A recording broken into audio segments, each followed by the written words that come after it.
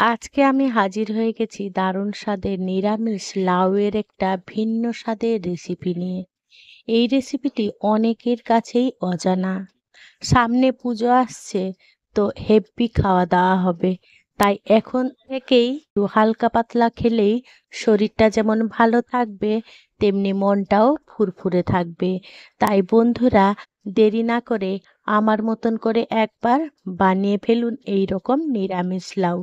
খেতে যেমন সুস্বাদু, তেমনি খুবই কম উপকরণ দিয়ে খুব সহজেই বানিয়ে ফেলা যায়।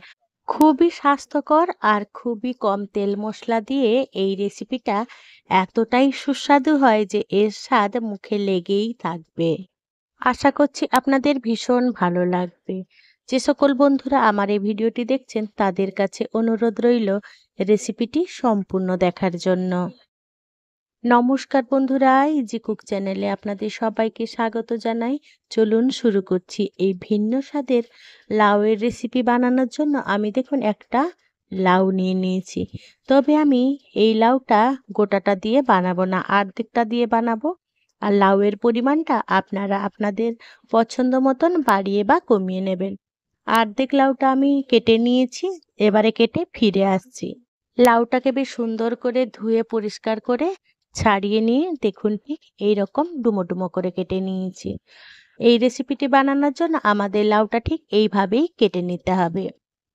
এবারে লাউটাকে আমি সাইডে রেখে দিলাম। রান্নার জন্য গ্যাসের কাছে চলে এলাম। গ্যাসে কড়াই বসিয়ে দিলাম। কড়াইটা বেশ গরম হয়ে গেলে তাতে সামান্য একটুখানি সর্ষের তেল দিয়ে দিলাম। তেলটা বেশ ভালো করে গরম হয়ে গেলে তেলের মধ্যে দিয়ে দেবো 2 চামচ সর্ষে, 1 চামচ মেথি, আর ঝালের পরিমাণ অনুযায়ী লঙ্কাটা আপনারা দিয়ে দেবেন। আমি এখানে 4টে লঙ্কা দিয়েছি। এবারে এই সমস্ত উপকরণগুলোকে আমাদের হালকা একটু ভেজে নিতে হবে। খুব বেশি ভাজবেন না, বেশি ভাজলে পুড়ে গেলে একদমই ভালো লাগবে না খেতে। দেখুন ঠিক এই রকম হয়ে এলে আমাদের এটাকে তুলে রেখে দিতে হবে। এবারে এই মশলাগুলোকে আমি তুলে রেখে দিলাম আর ঠান্ডা হতে দিলাম।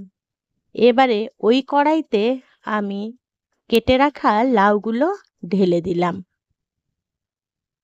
এবারে স্বাদ মতো নুন দিয়ে দিলাম। নুন দিয়ে একটু নাড়াচাড়া করে নেব।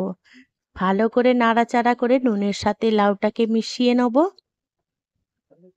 আর এই তরকারিতে আমরা কোনো রকম জল ব্যবহার করব না। এবারে লো টু মিডিয়াম আঁচে আমরা লাউটাকে প্রথমে ভাপিয়ে নেব। ঢাকা চাপা দিয়ে আমি ভাপতে দিলাম। আর এদিকে যে মশলাটা ভেজে রেখেছিলাম ওটা পুরোপুরি ঠান্ডা হয়ে গেছে।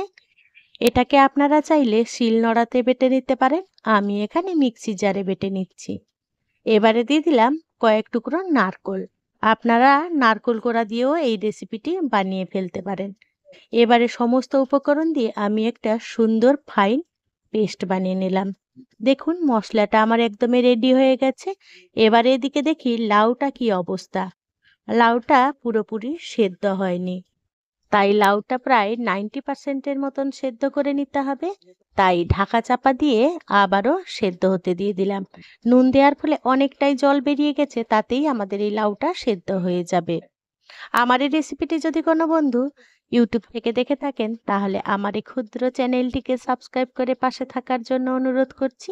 আর পাশে থাকা বেল আইকনটি অবশ্যই প্রেস করে রাখবেন।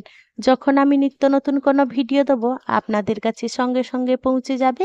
তার জন্য কথা বলতে বলতে লাউটা বেশ সুন্দরভাবে সেদ্ধ হয়ে গেছে।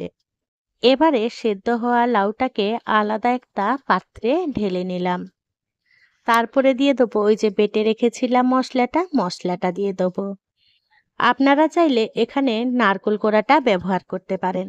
আপনারা মিক্সিতে না বেটে নারকোল কোড়াটা দিয়ে করলে আরো সুন্দর হবে খেতে। এবারে দিয়ে দেবো টক দই। আমি এখানে হাফ বাটি মতন টক দই দিয়ে দিলাম। তরকারির স্বাদ মতন 1 চামচ চিনি দিয়ে দিলাম। এবারে সমস্ত উপকরণগুলোকে বেশ সুন্দর করে মিশিয়ে নিতে হবে। চিনিটা অবশ্যই দেবেন, একদমই স্কিপ করবেন না, তাতে এই নিরামিষ তরকারিটা খেতে মোটেও ভালো লাগবে না। এইভাবে একটা খুন্তি দিয়ে আমাদের সুন্দর করে লাউটাকে মেখে নিতে হবে। আমার এই রেসিপিটি যদি কোনো বন্ধু ফেসবুক থেকে দেখে থাকেন তাহলে আমার পেজটিকে লাইক ও ফলো করে দেওয়ার জন্য অনুরোধ করছি। দেখুন সুন্দরভাবে লাউটা মাখা হয়ে গেছে। এবার এটাকে সাইডে রেখে দিলাম। এবারে মূল রান্নার জন্য গ্যাসের কাছে চলে এলাম। গ্যাসে কড়াই বসিয়ে দিলাম। কড়াইতে 1/2 চামচ মতন সর্ষের তেল দিলাম। আর ফোড়নে দিয়ে দেবো একটা শুকনো লঙ্কা আর 1/2 চামচের মতন কালো সর্ষে। আর দিয়ে দেবো কয়েকটা কারি পাতা। এই ফোড়ন থেকে যখন একটা সুন্দর মিষ্টি গন্ধ বেরোবে, তখন আমি এই যে মেখে রেখেছিলাম লাউটা, সেই লাউটা এবারে এই ফোড়নের উপরে ঢেলে দেবো। ঢেলে বেশ সুন্দর করে নাড়াচাড়া করে যতক্ষণ না শুকনো হচ্ছে ততক্ষণ আমাদের রান্না করে নিতে হবে। বন্ধুরা, অবশ্যই একবার এইভাবে লাউ রেসিপিটা একবার আপনারা ট্রাই করতে পারেন। এতটা সুস্বাদু আর এতটা লোভনীয়, বাড়ির যে কেউ খেলে আপনার হাতের প্রশংসা করতেই থাকবে। আর যারা লাউ খেতে চায় না তারা কিন্তু চেটেপুটে খেয়ে নেবে। একেবারে দুপুরবেলা খাওয়াটা আমাদের জমেই যাবে এই ভিন্ন স্বাদের লাউয়ের রেসিপি দিয়ে। এবারে দেখুন খুব সুন্দরভাবে আমাদের নাড়াচাড়া করে নিতে হবে, আর জলটা শুকিয়ে আসা পর্যন্ত। দেখুন অনেকটাই জল শুকিয়ে এসেছে। এবারে দিয়ে দেবো ঘি।